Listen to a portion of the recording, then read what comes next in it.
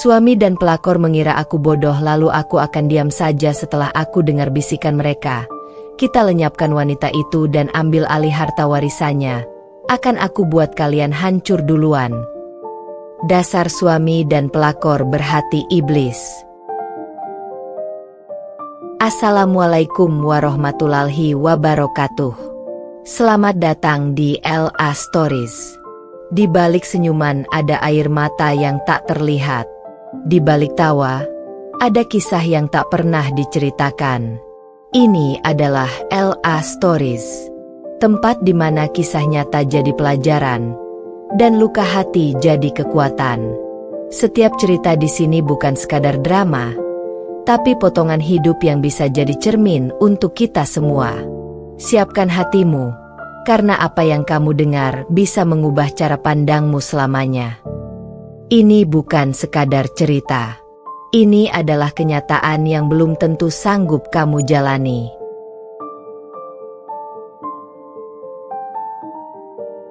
Rena adalah seorang istri yang selama ini setia dan selalu percaya kepada suaminya, Surya. Namun semua hancur ketika ia mengetahui bahwa Surya berselingkuh dengan sahabatnya sendiri, Cynthia. Yang lebih mengerikan, Rena tak sengaja mendengar percakapan rahasia mereka berdua. Mereka berencana menyingkirkannya demi menguasai harta warisan keluarga Rena. Alih-alih hancur, Rena justru menyusun rencana balasan yang lebih licik dan berbahaya.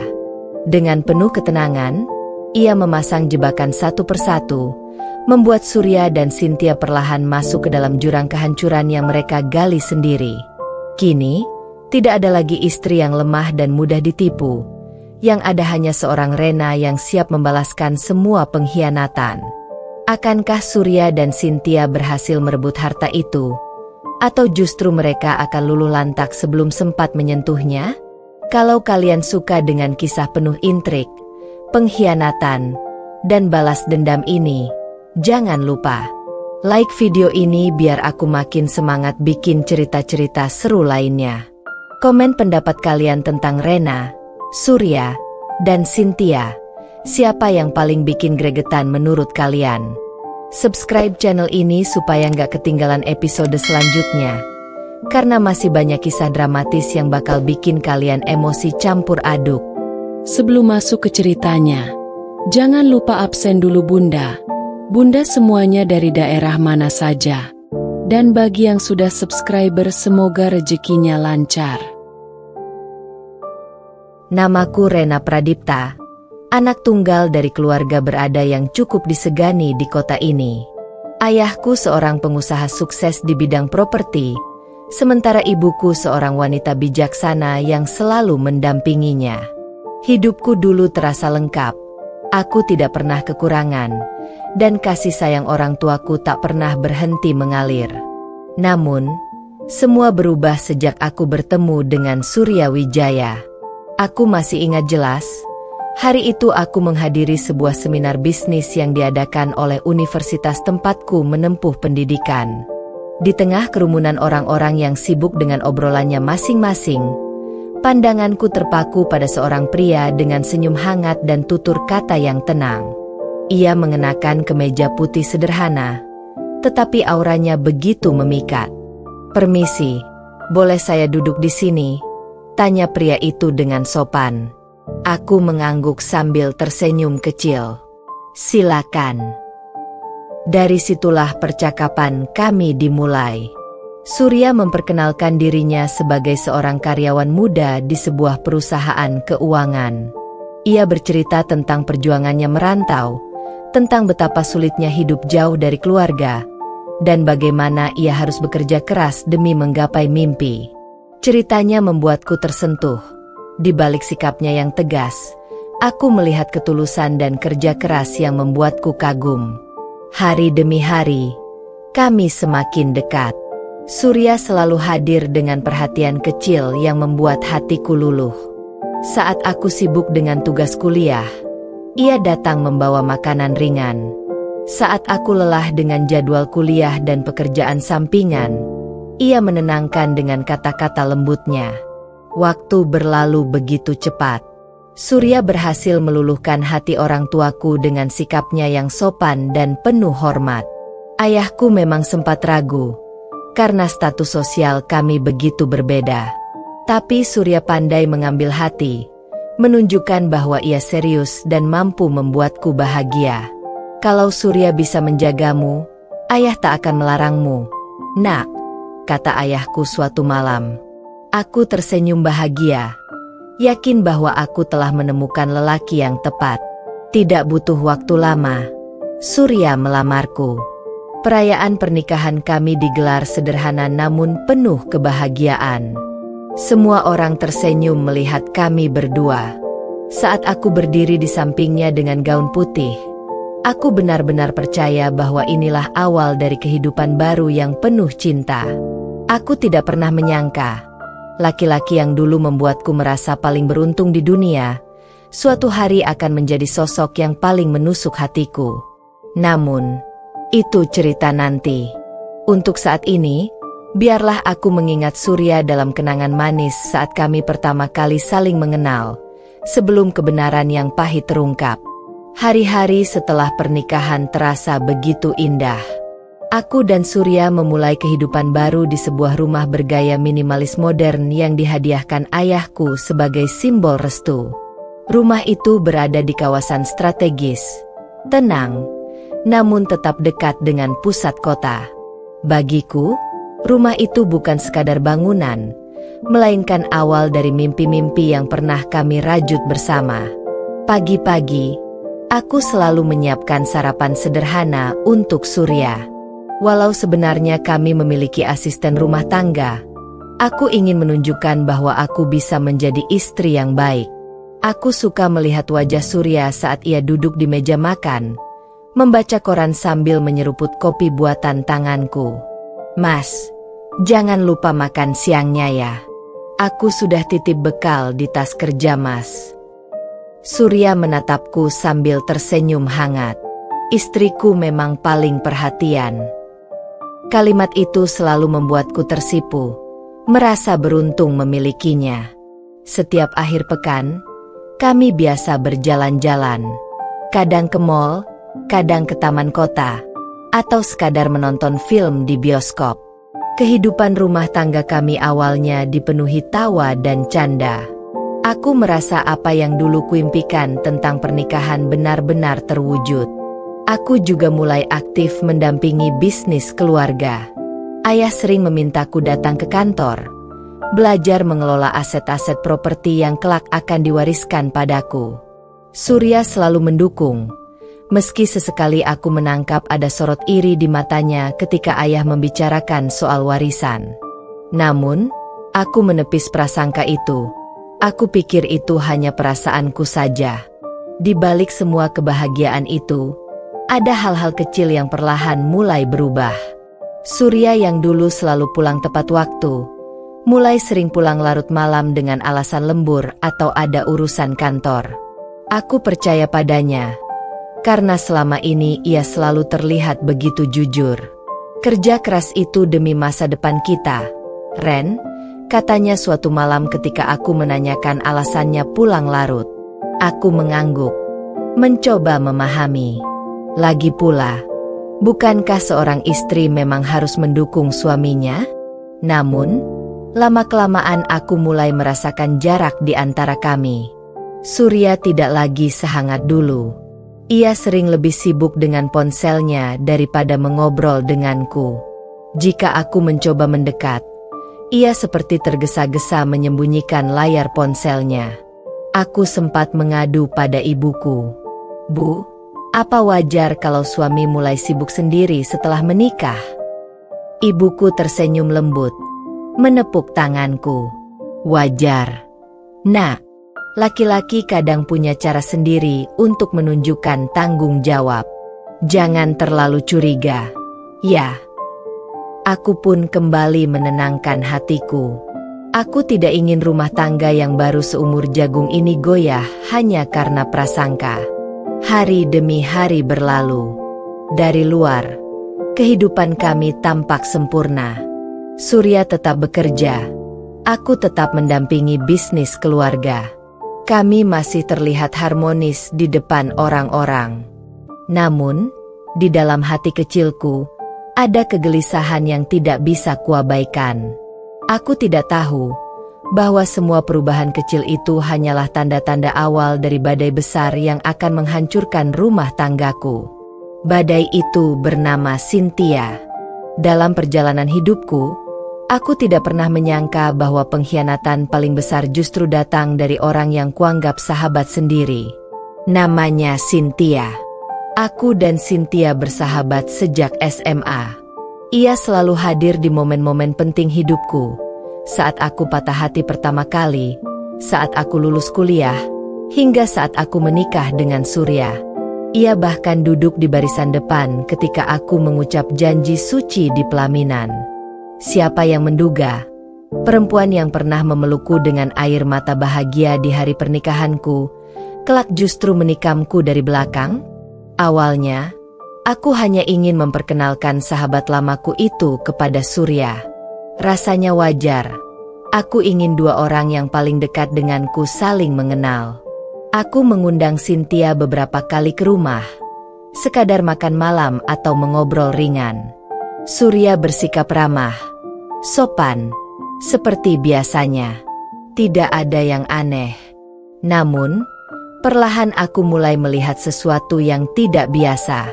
Setiap kali aku meninggalkan meja makan untuk mengambil hidangan tambahan, aku mendapati tatapan mata Surya dan Cynthia yang terlalu lama bertemu. Seolah ada bahasa rahasia di balik pandangan itu. Aku sempat menganggapnya berlebihan. Mungkin mereka hanya kebetulan saling memandang. Batinku menenangkan diri. Tapi firasat seorang istri jarang salah. Suatu malam, setelah makan bersama, aku meminta Surya mengantarkan Cynthia pulang. Rumahnya memang searah dengan kantor Surya. Saat itu aku tidak curiga sama sekali. Namun, malam itu Surya pulang lebih larut dari biasanya. Jalanan macet, katanya sambil melepas dasi. Aku mengangguk, meski ada rasa janggal yang menusuk. Hari-hari berikutnya, Cynthia makin sering berkunjung. Alasannya macam-macam, ingin curhat, ingin sekadar bersantai, atau bahkan mengaku bosan sendirian di apartemennya. Aku yang terlalu percaya, membukakan pintu rumahku lebar-lebar untuknya. Aku tidak sadar, setiap langkahnya masuk rumahku adalah langkah menuju pengkhianatan. Hingga akhirnya, aku mendengar kabar dari seorang teman lama. Ren, aku lihat Surya sama Cynthia di kafe dekat kantor. Mereka tampak terlalu dekat. Hatiku bergetar. Malam itu aku mencoba bertanya pada Surya dengan hati-hati. Mas, tadi siang ketemu sama Cynthia? Surya sempat terdiam sepersekian detik, lalu menjawab santai. Iya, dia kebetulan lagi lewat, terus ngajak ngobrol sebentar. Aku menatap matanya, mencoba mencari kebenaran. Tapi Surya terlalu pandai menyembunyikan sesuatu. Perlahan aku mulai menyusun potongan-potongan kejadian. Tatapan mata yang aneh, alasan pulang terlambat, pertemuan diam-diam yang tidak ia ceritakan. Semua itu membentuk satu jawaban pahit. Surya dan Cynthia sedang bermain api di belakangku. Ternyata, dari sekadar obrolan basa-basi, hubungan mereka berkembang menjadi kedekatan yang penuh rahasia. Surya menemukan sesuatu pada Cynthia yang tidak lagi ia dapatkan dariku. Atau mungkin, itu hanya nafsu dan ambisi belaka. Sedangkan Cynthia, sahabat yang seharusnya menjagaku, justru tega merenggut kebahagiaanku. Ia tahu betul siapa Surya bagiku. Ia tahu betul betapa aku mempercayainya. Namun, semua itu tidak berarti apa-apa baginya dibandingkan godaan cinta terlarang dan mungkin juga harta warisan yang kupegang.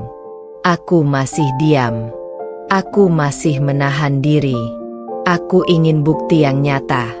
Aku tidak tahu bahwa pengkhianatan mereka akan semakin dalam, bahkan sampai berani merencanakan sesuatu yang lebih mengerikan, menyingkirkanku demi harta warisan. Malam itu suasana rumah begitu sepi. Aku baru saja pulang dari menemui ayah di kantor keluarga, membicarakan rencana bisnis baru yang akan segera dijalankan. Pikiranku masih penuh dengan rencana kerja ketika aku membuka pintu rumah. Namun, langkahku terhenti saat mendengar suara samar dari ruang tamu. Aku mengerutkan dahi. Jam sudah menunjukkan pukul 9 malam, dan aku yakin tadi pagi Surya bilang tidak akan pulang larut. Aku melangkah pelan, tak ingin membuat suara. Dari balik pintu yang hanya terbuka sedikit, aku melihat sesuatu yang membuat jantungku berhenti berdetak sesaat. Surya duduk berhadapan dengan Cynthia, sahabatku, di rumahku, larut malam, berdua dengan suamiku. Aku menahan napas, menempelkan telinga ke pintu. Suara mereka terdengar jelas. "Surya," bisik Cynthia dengan nada licik. "Sampai kapan kita harus terus sembunyi-sembunyi begini? Bukankah lebih mudah kalau Rena tidak ada?" Aku terkejut. Kata-kata itu bagai pisau yang langsung menusuk dadaku. Surya meraih tangan Cynthia, menatapnya dengan mata penuh ambisi. Aku juga sudah berpikir begitu. Selama Rena ada, aku tidak akan bisa menguasai harta warisannya.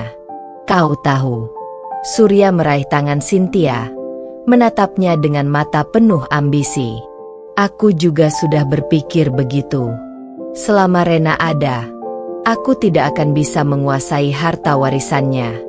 Kau tahu kan, keluarga Rena itu kaya raya. Kalau dia tidak ada, semuanya akan jadi milikku. Dan milik kita. Air mataku menetes tanpa bisa kutahan. Suamiku, lelaki yang dulu aku percayai seutuhnya, kini sedang berencana menyingkirkanku. Kalau begitu, kita harus cepat bergerak, lanjut Cynthia dengan nada dingin. Kita lenyapkan wanita itu, lalu ambil alih semua warisannya. Kau dan aku akan hidup bahagia dengan kekayaan yang melimpah. Aku hampir terjatuh mendengar kalimat itu. Kakiku bergetar hebat, tapi aku menggigit bibir agar tidak mengeluarkan suara sedikit pun. Surya mengangguk. Ya, dasar perempuan itu terlalu polos. Dia percaya penuh padaku. Dia tidak akan menyangka apa-apa sampai terlambat. Aku menutup mulutku dengan tangan, berusaha menahan isak. Dadaku sesak. Bukan hanya karena dikhianati, tapi karena nyawaku sendiri sedang diperjualbelikan oleh dua orang yang paling kupercaya, suamiku dan sahabatku. Dalam hatiku, muncul dua rasa sekaligus, sakit yang tak terlukiskan, dan api dendam yang mulai menyala. Aku berbisik dalam hati, "Kalian pikir aku bodoh dan akan diam saja? Kalian salah besar. Sebelum kalian berhasil menyingkirkanku, aku akan memastikan kalian berdua yang hancur terlebih dahulu. Dasar suami dan pelakor berhati iblis." Malam itu aku kembali ke kamarku dengan wajah penuh air mata. Tapi mataku berkilat dengan tekad baru. Aku tidak akan lagi menjadi Rena yang naif dan mudah dibodohi. Sejak saat itu, permainan balas dendam pun dimulai. Malam itu, setelah mendengar bisikan dingin yang merencanakan kematianku, Rena tidak langsung bertindak dengan emosi buta. Air mata yang semula tumpah kini ia keringkan satu persatu. Di balik setiap tetesnya tumbuh tekad yang tak lagi rapuh. Tekad seorang wanita yang tahu kapan harus menangis, dan kapan harus merencanakan pembalasan yang rapi. Ia tahu satu hal penting, emosi bisa menghancurkan rencana. Kalau ia bertindak terburu-buru, semua bisa kembali ke tangan Surya dan Cynthia. Mereka bisa menyudutkannya, menuduh, membalas. Jadi Rena memilih jalan yang dingin dan terukur. 1. Mendirikan pilar-pilar pembelaan, keluarga dan hukum. Keesokan harinya, Rena mengirim pesan singkat pada ibunya. "Bu, bisakah kita bicara malam ini?" Dalam pertemuan itu, Rena membuka segalanya, Dari tatapan yang ia lihat antara Surya dan Cynthia, hingga bisikan mengerikan yang menyebut harta warisan. Ibunya menutup mulutnya dengan perlahan. Wajahnya pucat. Namun setelah beberapa saat, ia menarik napas panjang. "Nak, kita akan hadapi ini dengan kepala dingin. Kekayaan bukan hanya soal uang, itu juga soal keamanan dan nama baik keluarga. Kita urus secara hukum." Dengan restu dan dukungan ibunya, Rena mengontak seorang pengacara yang dapat dipercaya, Pak Adi, yang dulu pernah menangani urusan keluarga dalam bisnis kecil. Rena tidak menceritakan semua detail di telepon. Ia hanya meminta konsultasi segera tentang perlindungan aset dan langkah hukum terhadap konspirasi internal. Pak Adi datang ke rumah keesokan harinya. Ia adalah pria paruh baya yang tenang, terbiasa menghadapi kasus keluarga dan perceraian. Ia mendengarkan dengan serius. "Kita harus mengumpulkan bukti dulu. Komunikasi, pertemuan, bukti niat yang nyata. Tapi yang terpenting, kita lindungi aset terlebih dahulu. Segera kita urus akses, rekening, dan dokumen-dokumen penting supaya tidak mudah dipindah tangankan." Langkah pertama pun diambil. Rena dan ibunya meninjau dokumen perwalian keluarga, will, wasiat, yang sudah ada, dan struktur kepemilikan aset.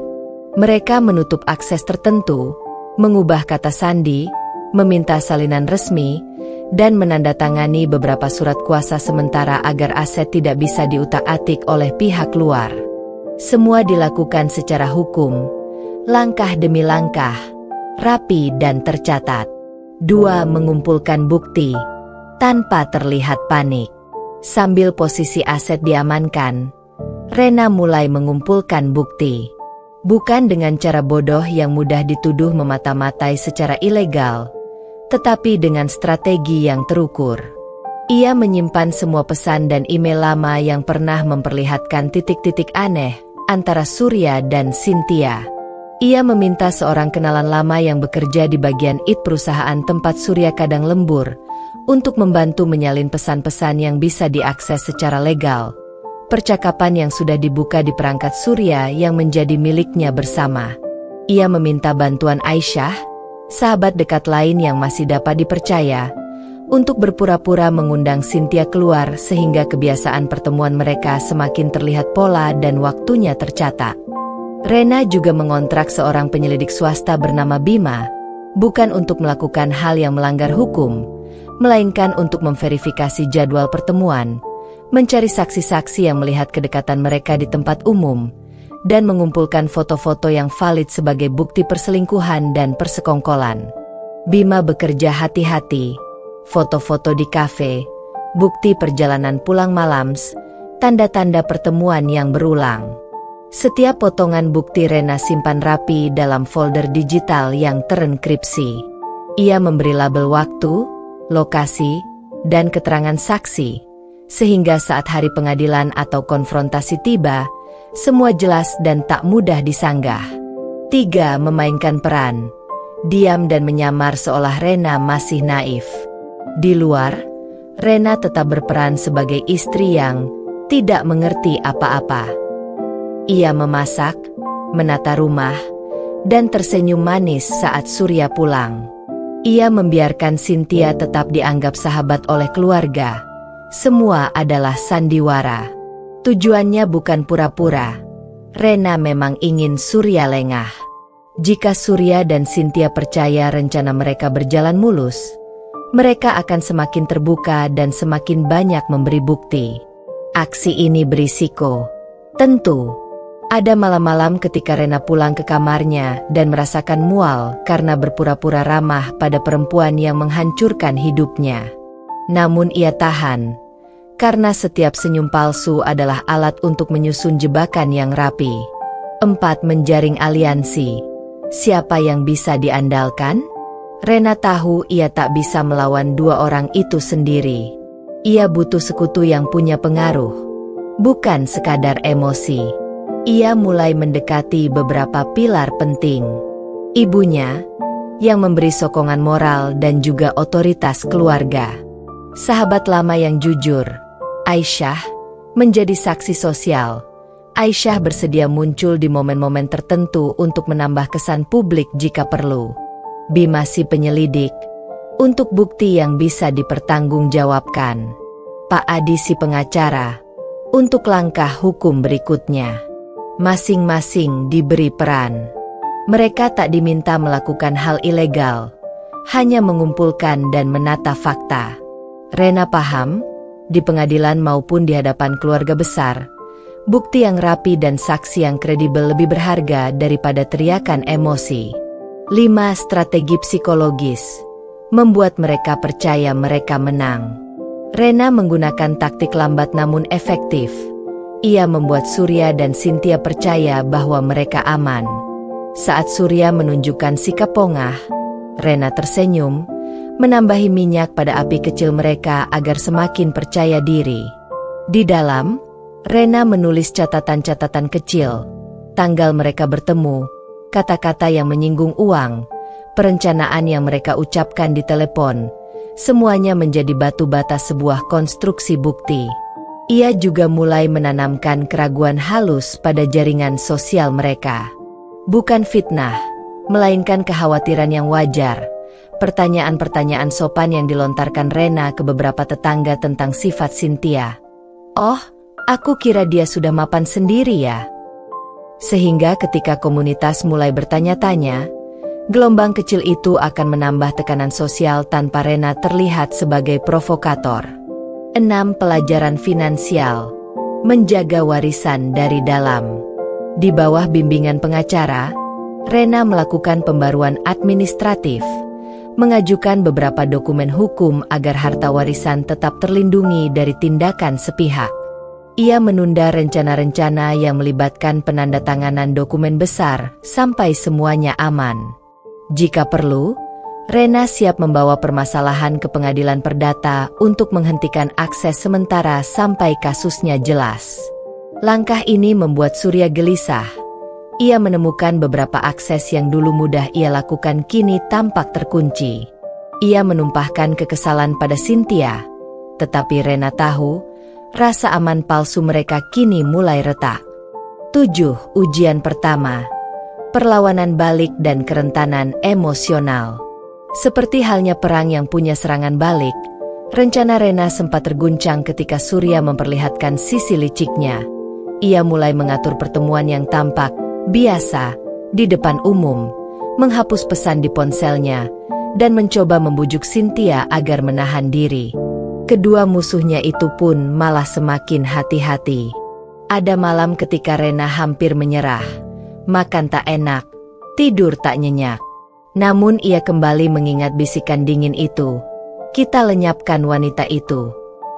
Kata-kata itu menambah bahan bakar pada api di dadanya. Bukan untuk membalas dengan kekerasan, tetapi untuk menjatuhkan mereka dengan cara yang paling memalukan dan meruntuhkan, melalui hukum, bukti, dan pengakuan publik. 8. Permainan jangka panjang, menunggu saat yang tepat. Beberapa minggu menjadi bulan. Rena terus mengumpulkan bukti, menajamkan aliansi, dan menutup setiap celah administrasi. Ia menghadiri acara keluarga dengan wajah ramah.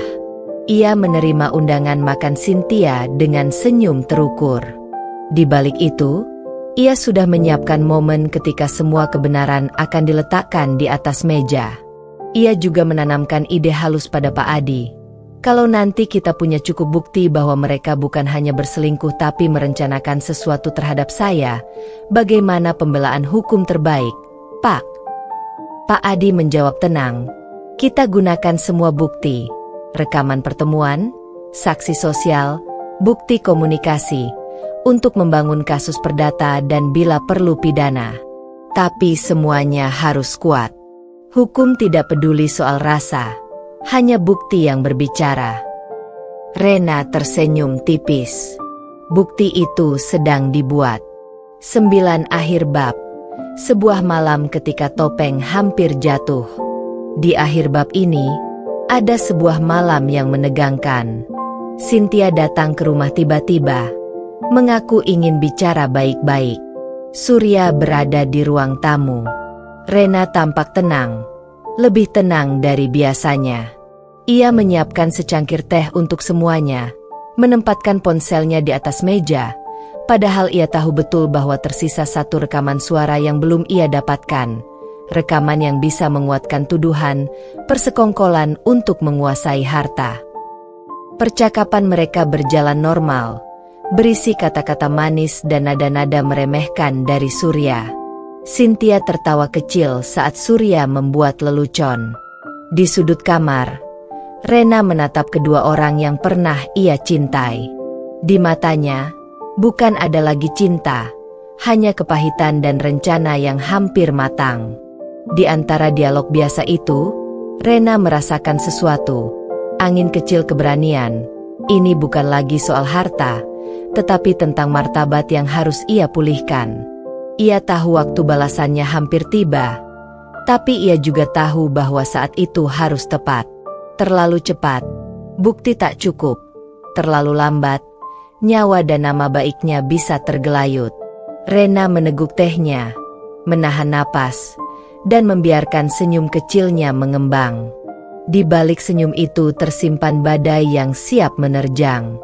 Hari itu, suasana rumah keluarga besar Rena begitu ramai. Ada acara syukuran kecil yang digelar oleh keluarganya.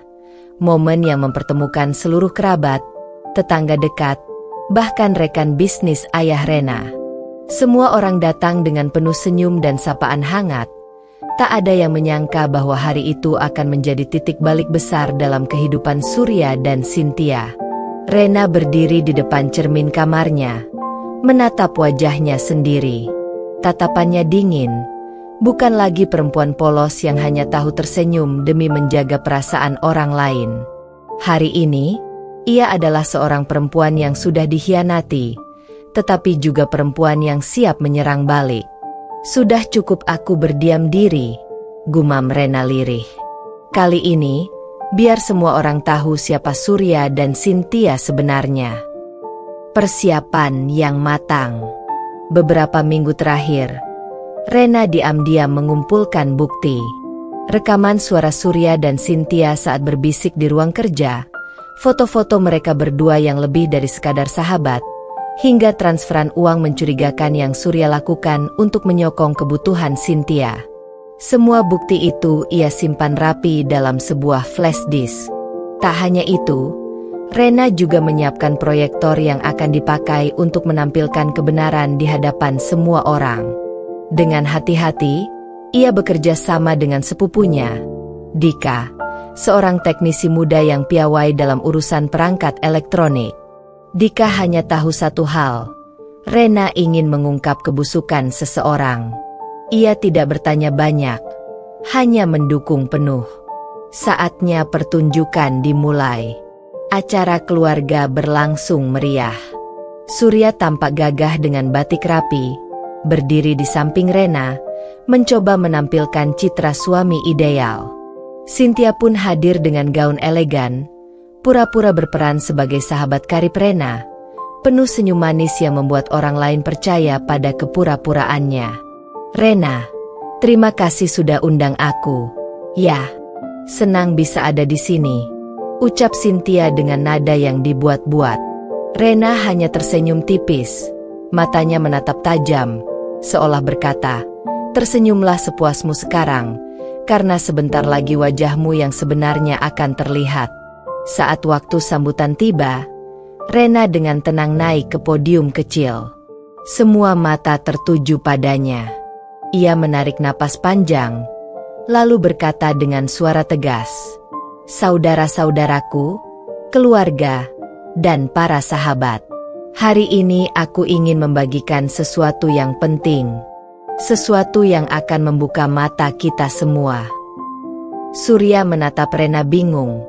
Alisnya berkerut. Cynthia mulai gelisah. Tangannya mencengkram tas kecilnya erat-erat. Lampu tiba-tiba diredupkan. Layar putih di belakang Rena menyala. Rena memberi isyarat pada Dika untuk memutar file pertama. Bukti yang menghancurkan. Suara rekaman mulai terdengar. Kita harus lenyapkan Rena. Dengan begitu, harta warisannya bisa jadi milik kita. Bayangkan, Surya, hidup kita akan jauh lebih mewah tanpa dia. Itu suara Cynthia. Lalu suara Surya menyusul. Benar, sayang. Kita harus sabar. Tunggu waktu yang tepat. Rena tidak akan pernah menduga. Seisi ruangan terdiam. Telinga mereka seperti tak percaya dengan apa yang baru saja didengar. Mata keluarga besar Rena membelalak kaget. Beberapa tetangga mulai berbisik-bisik, sementara wajah Surya dan Cynthia memucat seketika. Belum selesai sampai di situ. File berikutnya menampilkan foto-foto mesra Surya dan Cynthia di sebuah kafe, bergandengan tangan seperti pasangan kekasih. Kemudian disusul dengan tangkapan layar transaksi keuangan mencurigakan. Cukup! Surya berteriak, mencoba menghentikan. Namun Rena menatapnya dengan dingin. Kenapa? Surya? Takut semua orang melihat kebenaran? Bukankah ini kenyataan yang kau pilih? Reaksi keluarga dan masyarakat. Suasana berubah kacau. Ibu Rena menutup mulutnya dengan tangan, menahan tangis. Ayah Rena berdiri dengan wajah merah padam, penuh amarah. Surya, kau tega berbuat seperti ini pada anakku, bentaknya lantang. Paman dan bibi Rena langsung berdiri, menatap tajam ke arah Cynthia. Kami pikir kau sahabat sejati, Cynthia. Ternyata kau pengkhianat. Tak tahu malu. Bisikan-bisikan semakin keras di antara para tamu. Ya ampun, tega sekali mereka berdua. Padahal Rena sudah begitu baik. Ini benar-benar memalukan. Cynthia gemetar, wajahnya pucat pasi, sementara Surya mencoba menenangkan keadaan dengan kata-kata yang tak lagi dipercaya siapapun. Rena berdiri tegak. Rena menatap semua orang dengan mata berkaca-kaca, tapi suaranya tetap tegas. Inilah kenyataan yang harus aku terima. Suami yang kucintai dan sahabat yang kupercaya ternyata berkhianat, bukan hanya pada hatiku, tapi juga pada hidupku. Mereka ingin menyingkirkanku demi harta. Tapi lihatlah, aku masih berdiri di sini, dan mereka berdua kini tak punya tempat lagi untuk bersembunyi.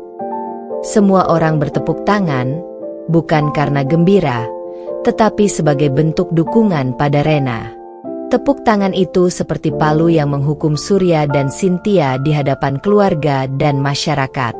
Hari itu, topeng mereka benar-benar roboh. Surya dan Cynthia tidak hanya kehilangan harga diri, tapi juga kehilangan kepercayaan seluruh orang yang pernah menghargai mereka. Dan itu baru permulaan dari rencana balas dendam Rena. Setelah hari itu, hari ketika ruang tamu keluarga berubah menjadi ruang pengadilan publik, ketika suara mereka sendiri menjadi saksi yang menghancurkan, hidup Surya dan Cynthia tak pernah lagi sama. Topeng mereka jatuh berkeping-keping, terdampar di depan mata orang-orang yang dulu memuji. Dan Rena? Ia tidak merayakan kebinasaan itu dengan riuh. Ia menatap kehancuran mereka dengan langkah-langkah rapi, menyiapkan babak berikutnya dari rencananya, menyelesaikan semuanya secara hukum dan menghancurkan kredibilitas mereka sampai tak ada jalan kembali. Satu gelombang reaksi, dari bisik-bisik menjadi tuntutan. Keesokan hari, kabar tentang pengkhianatan Surya dan Cynthia menyebar lebih cepat daripada api. Telepon rumah Rena berdering tanpa henti.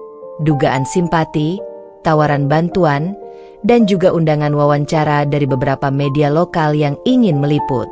Rena meminta waktu. Ia tidak ingin momen ini menjadi pertunjukan sensasional.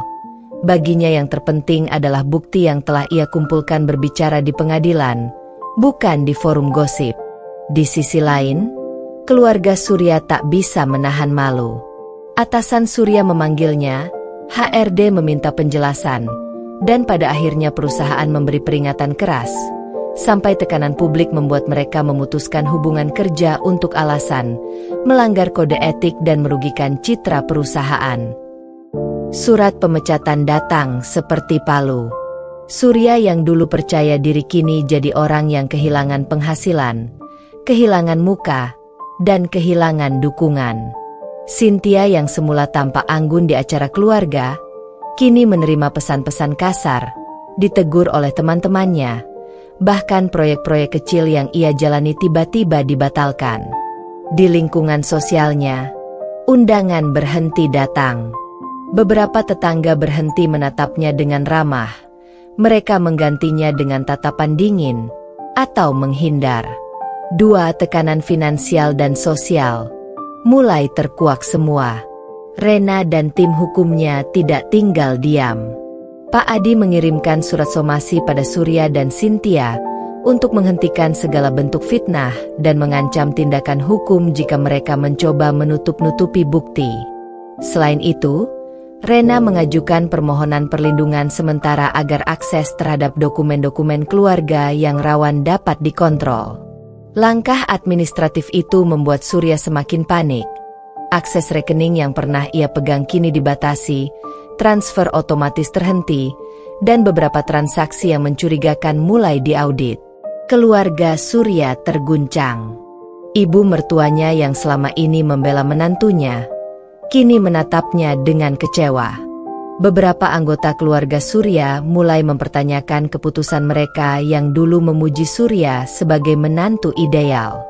Ada yang memilih diam, ada yang mendesaknya minta bertanggung jawab.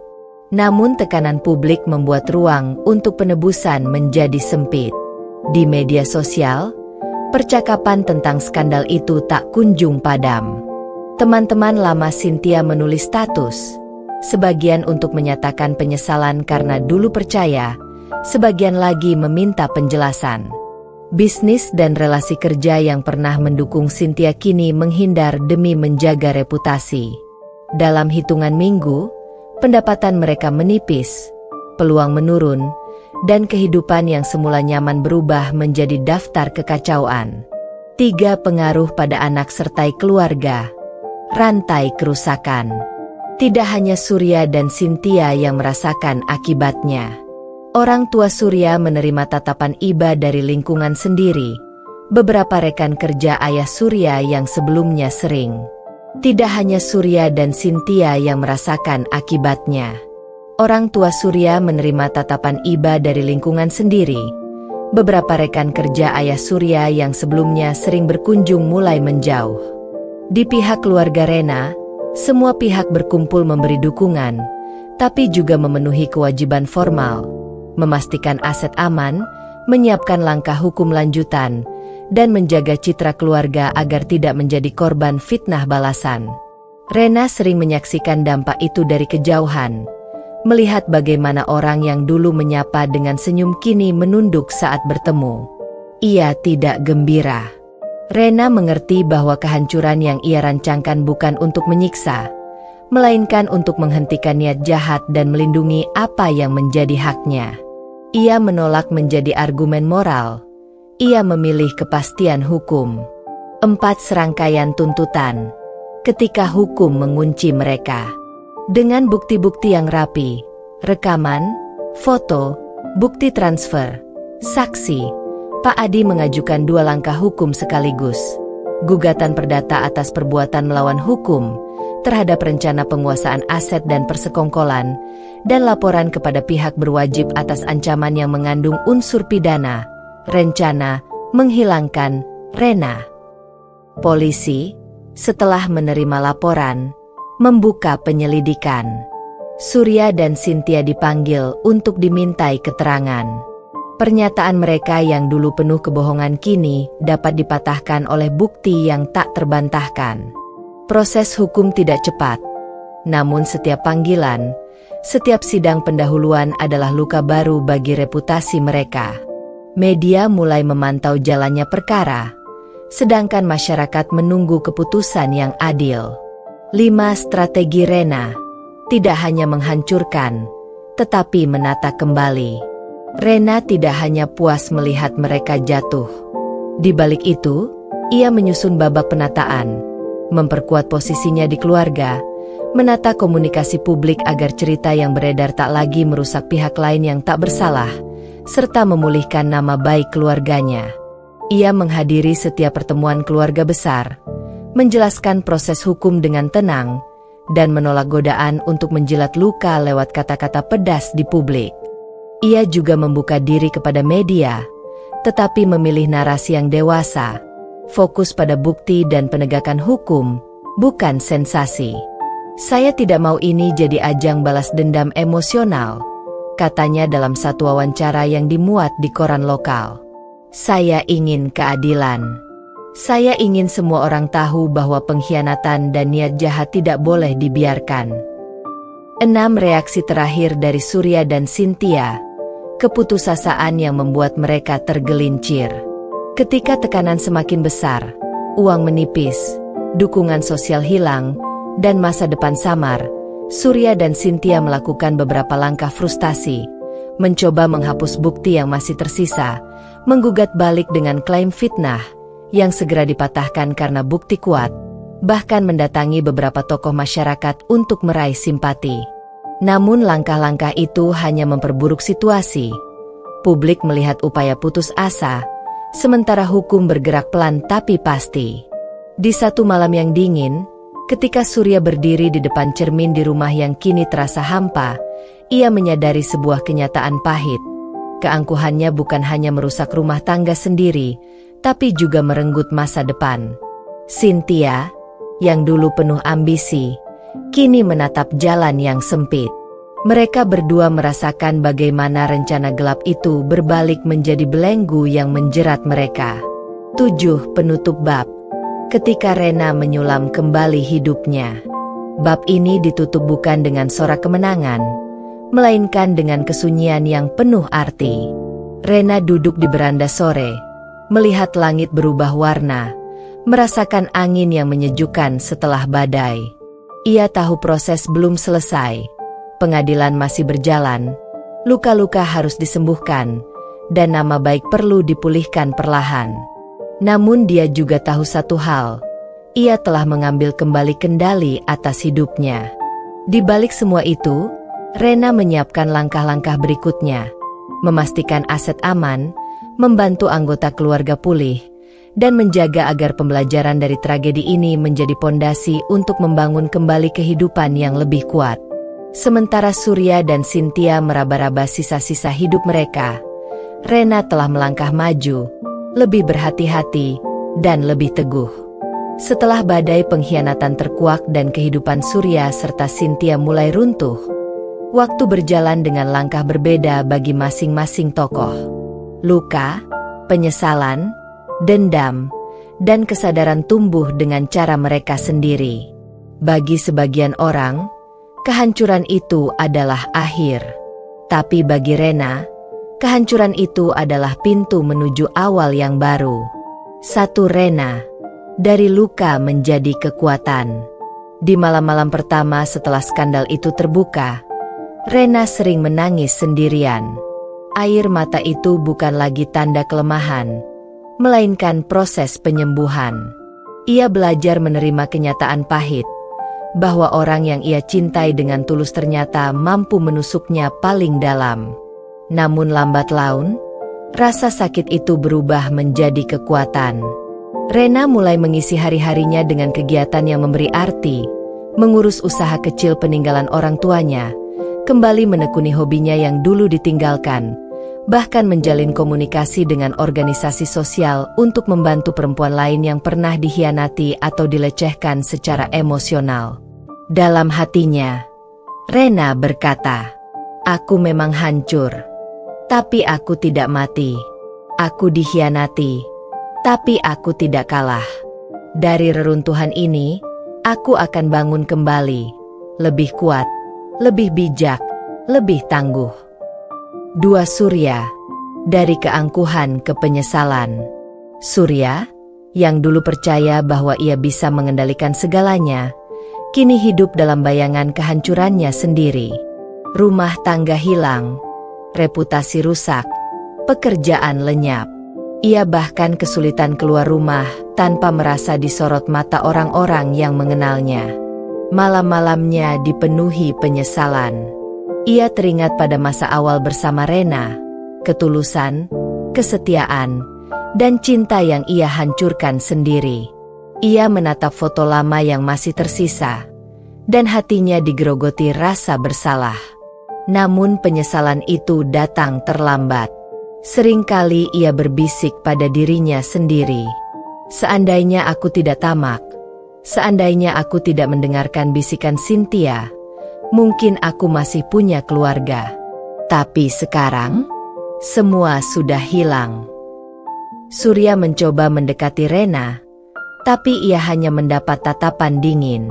Ia sadar, pintu itu sudah tertutup rapat. Penyesalannya adalah penjara yang ia bangun sendiri, dan ia harus hidup di dalamnya. 3. Cynthia, dari ambisi ke kehampaan. Bagi Cynthia, pukulan sosial terasa lebih menyakitkan daripada hukum.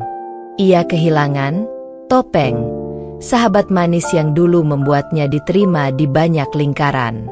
Teman-temannya menjauh, proyek-proyek pekerjaannya batal, bahkan keluarganya sendiri menolak menanggung aibnya.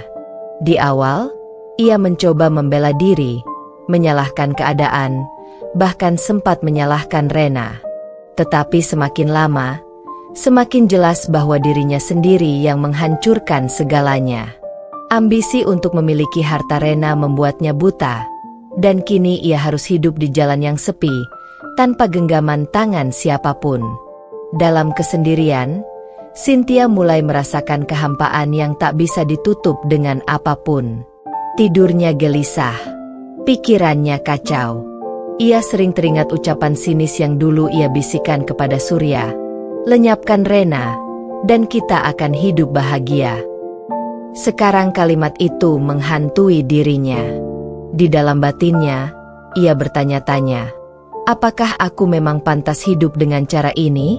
Apakah aku sudah kehilangan segalanya hanya karena keserakahan? 4. Keluarga besar. Dari kaget ke teguh.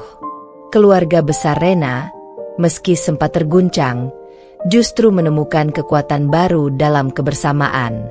Mereka belajar bahwa pengkhianatan bisa datang dari orang terdekat, tetapi juga bahwa persatuan keluarga bisa menjadi benteng paling kuat. Ayah Rena yang dulu keras kepala menjadi lebih lembut, ibunya lebih protektif, dan saudara-saudaranya lebih sering mengunjungi Rena. Mereka tahu, meskipun Rena kuat, ia tetap membutuhkan kehangatan keluarga untuk pulih sepenuhnya. 5. Masyarakat. Dari simpati ke pelajaran. Masyarakat yang dulu menjadi saksi topeng manis Surya dan Cynthia kini berubah menjadi saksi kejatuhan mereka. Banyak yang merasa prihatin pada Rena, bahkan menjadikannya contoh bahwa perempuan tidak boleh tinggal diam saat disakiti. Kisah ini menjadi bisikan dari mulut ke mulut, lalu menjadi pelajaran kolektif, bahwa kebenaran pada akhirnya akan muncul, dan keserakahan hanya akan membawa kehancuran. Perubahan batin itu menciptakan peta baru dalam kehidupan semua tokoh. Rena menemukan kekuatan dalam luka. Surya menemukan penjara dalam penyesalan. Cynthia menemukan kehampaan dalam ambisinya. Keluarga besar menemukan kebersamaan dalam krisis. Dan masyarakat menemukan pelajaran dalam tragedi ini. Hidup tidak pernah lagi sama. Tetapi dari kehancuran itu, setiap tokoh dipaksa bercermin pada dirinya sendiri. Ada yang bangkit, ada yang terpuruk, ada yang tetap terjebak. Dan Rena tahu, meski luka akan meninggalkan bekas, dirinya telah menang. Bukan karena membuat mereka jatuh, tapi karena ia berhasil menemukan dirinya yang baru, lebih kuat, lebih berani, lebih berharga. Hari yang ditunggu akhirnya tiba. Setelah berbulan-bulan proses penyidikan dan pengumpulan bukti, persidangan Surya dan Cynthia digelar di pengadilan negeri. Nama mereka yang dulu harum sebagai pasangan mapan dan sahabat karib keluarga kini berubah menjadi terdakwa yang ditunggu-tunggu publik. Satu ruang sidang yang tegang. Ruang sidang penuh sesak. Kursi pengunjung dipenuhi keluarga, kerabat, wartawan, dan masyarakat yang penasaran. Kamera televisi lokal dipasang di luar gedung, siap meliput momen penting ini. Rena hadir dengan tenang, mengenakan setelan sederhana berwarna putih. Wajahnya datar, namun sorot matanya tajam. Ia duduk di bangku penggugat bersama tim hukumnya, dipimpin Pak Adi. Di seberang ruangan, Surya dan Cynthia duduk dengan kepala menunduk. Pakaian rapi yang mereka kenakan tidak mampu menutupi kegugupan yang jelas terlihat. Hakim mengetukkan palu, memulai persidangan. Sidang perkara nomor 147 PIDB 2025 dibuka dan dinyatakan terbuka untuk umum. Dua jaksa membacakan dakwaan. Jaksa berdiri, membacakan daftar panjang dakwaan. Bahwa terdakwa Surya dan terdakwa Cynthia, dengan sadar dan berencana, telah melakukan perbuatan melawan hukum berupa upaya penggelapan aset keluarga, percobaan penguasaan warisan dengan cara tidak sah, serta ancaman terhadap keselamatan korban, saudari Rena. Setiap kata yang keluar membuat ruangan hening. Suara jaksa bergema, dan beberapa orang berbisik lirih, terkejut mendengar seberapa jauh rencana jahat itu dirancang. Surya menunduk makin dalam. Cynthia sesekali menggigit bibirnya, berusaha terlihat kuat, tetapi tangannya gemetar di atas meja. 3 bukti yang membungkam. Pak Adi kemudian memutar bukti rekaman suara. Kita harus lenyapkan Rena. Dengan begitu, harta warisannya jadi milik kita. Suara Cynthia menggema lagi, kali ini di ruang sidang yang penuh saksi. Disusul dengan suara Surya. Benar, kita tunggu waktu yang tepat. Hakim mengangguk, mencatat. Majelis hakim meminta bukti tambahan, dan Pak Adi menampilkan foto-foto mesra, catatan transfer, hingga pesan singkat penuh rayuan antara Surya dan Cynthia. Suasana riuh. Beberapa orang menutup mulutnya. Ada yang menggeleng-geleng tak percaya. Nama Surya dan Cynthia makin hancur. Kali ini secara resmi, di depan hukum. 4 kesaksian yang menguatkan. Rena kemudian dipanggil sebagai saksi korban. Ia melangkah ke kursi saksi dengan kepala tegak. Saya tidak berdiri di sini untuk balas dendam, ucapnya tegas. Saya berdiri di sini untuk menunjukkan kebenaran. Pengkhianatan mereka bukan hanya melukai hati saya, tapi juga ancaman terhadap nyawa saya dan masa depan keluarga saya. Saya ingin keadilan ditegakkan. Suaranya tidak bergetar, meski matanya berkaca-kaca. Ucapannya membuat beberapa orang yang hadir menitikkan air mata, terharu pada keberanian Rena. 5 pembelaan yang lemah. Ketika giliran Surya berbicara, suaranya serak. Saya hilaf. Saya terjebak oleh keadaan. Saya mohon keringanan hukuman, Yang Mulia. Saya masih mencintai Rena. Kalimat itu membuat ruangan bergemuruh. Banyak yang mencibir, ada pula yang berteriak, terlambat. Cynthia juga mencoba membela diri. Saya hanya terbawa perasaan. Saya tidak pernah sungguh-sungguh ingin menyakiti Rena. Namun hakim menatap mereka dingin. Semua bukti menunjukkan sebaliknya. Rencana itu nyata, bukan sekadar perasaan. 6 vonis yang mengetuk takdir. Setelah melalui serangkaian persidangan panjang, tibalah hari pembacaan vonis. Ruang sidang kembali dipenuhi. Semua menahan napas ketika hakim mengetukkan palu. Menimbang bahwa terdakwa Surya dan terdakwa Cynthia terbukti secara sah dan meyakinkan bersalah melakukan perbuatan melawan hukum berupa persekongkolan jahat, percobaan penggelapan aset, dan ancaman terhadap nyawa korban, maka majelis hakim menjatuhkan hukuman. Kepada terdakwa Surya, pidana penjara selama 5 tahun. Kepada terdakwa Cynthia, pidana penjara selama 4 tahun. Keduanya diwajibkan membayar ganti rugi atas kerugian material dan imaterial kepada korban, Rena. Suasana pecah. Beberapa orang bertepuk tangan, ada yang bersorak, ada pula yang hanya menghela napas lega. Surya menunduk, wajahnya pucat pasi. Cynthia menangis histeris, hampir pingsan di kursi terdakwa. Mereka berdua sadar, hidup mereka benar-benar hancur. 7. Rena menutup lembaran lama. Rena duduk tenang. Air matanya mengalir, bukan karena sedih, tetapi karena lega. Ia menoleh pada keluarganya, yang memeluknya dengan hangat. Dalam hati, Rena berbisik, "Inilah akhir dari babak lama hidupku. Aku sudah berdiri, aku sudah melawan, dan aku menang. Kini waktuku menutup luka dan menata hidup baru." Hakim mengetukkan palu sekali lagi, menutup sidang. Sidang dinyatakan selesai.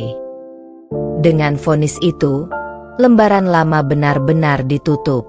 Surya dan Cynthia harus menanggung akibat dari dosa mereka. Sedangkan Rena, dengan hati yang telah ditempa badai, melangkah menuju kehidupan baru yang lebih kuat dan penuh harapan. Hari-hari gelap penuh pengkhianatan, bisikan jahat, dan air mata kini hanya menjadi bayangan samar bagi Rena. Setelah semua drama pengkhianatan Surya dan Cynthia terbongkar di depan keluarga besar, masyarakat, dan hukum yang akhirnya memberi keadilan, kehidupan Rena perlahan berubah. Bukan lagi sebagai perempuan yang ditindas dan dipermainkan, melainkan sebagai sosok yang kuat, dihormati, dan penuh semangat baru. Luka yang mulai pulih. Awalnya, Rena masih merasakan getir di dadanya setiap kali mengingat masa lalu. Bagaimanapun, Surya adalah lelaki yang pernah ia cintai, orang yang pernah ia percaya. Namun, luka yang mendalam itu tidak membuatnya terjebak dalam kubangan kesedihan. Ia belajar menerima kenyataan, menata hati, dan fokus pada dirinya sendiri. Rena mulai melibatkan diri pada kegiatan sosial, membantu perempuan lain yang mengalami kekerasan rumah tangga atau pengkhianatan. Dari situ ia menemukan arti baru dalam hidup, menjadi cahaya bagi mereka yang hampir padam. "Jika aku bisa bangkit, kalian pun bisa." Begitu ucap Rena setiap kali ia berdiri di depan forum kecil komunitas perempuan yang ia dirikan. Kata-kata itu bukan sekadar motivasi, melainkan janji nyata dari pengalaman hidupnya sendiri. Pertemuan yang tak terduga. Dalam salah satu acara sosial yang ia jalani, Rena bertemu dengan seorang pria bernama Arga. Ia seorang pengusaha muda yang juga aktif mendukung kegiatan sosial, terutama pemberdayaan perempuan. Arga bukan tipe lelaki yang penuh rayuan manis seperti Surya dulu, melainkan seseorang yang rendah hati, tulus, dan tegas. Pertemuan itu awalnya biasa saja. Namun, lambat laun, Rena merasakan sesuatu yang berbeda. Arga tidak pernah menekan, tidak pernah menuntut, dan tidak pernah mengatur kehidupannya. Ia justru selalu mendukung apapun yang Rena lakukan, bahkan menguatkannya saat kenangan pahit masa lalu menyerang. "Rena, kamu sudah lebih dari sekadar bertahan. Kamu adalah pemenang dalam hidupmu sendiri," ucap Arga suatu malam setelah mereka selesai menghadiri kegiatan amal. Kata-kata sederhana itu membuat hati Rena yang sempat beku kembali hangat. Kehidupan baru yang lebih indah.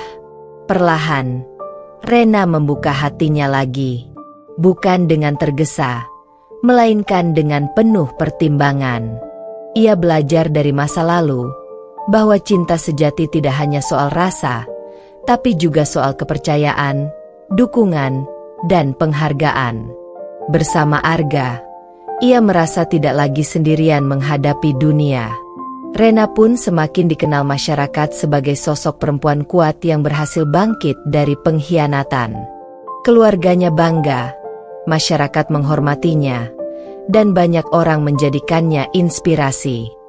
Surya dan Cynthia hanya tinggal nama yang membekas sebagai peringatan, bukan lagi luka yang menyiksa.